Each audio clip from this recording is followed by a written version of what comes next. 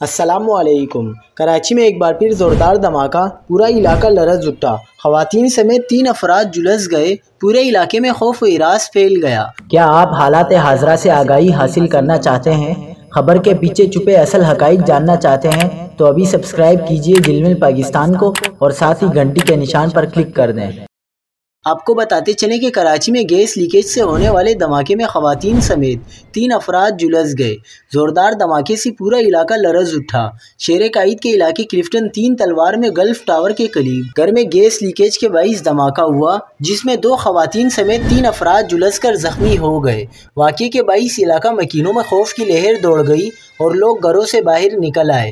Rescue हुक्काम ने बताया कि ज़ख्मियों की शनाख्त 20 साला कुलसूम, 20 साला सिदरा और 50 साला फयाज के नाम से हुई है। वाक़े की इत्तला मिलते ही इमदादी एहलकारों ने गैस लीकेज से होने वाले धमाके में झुलसने वाले अफराद को सिविल अस्पताल के बर्न्स वार्ड में मुंतकिल कर दिया।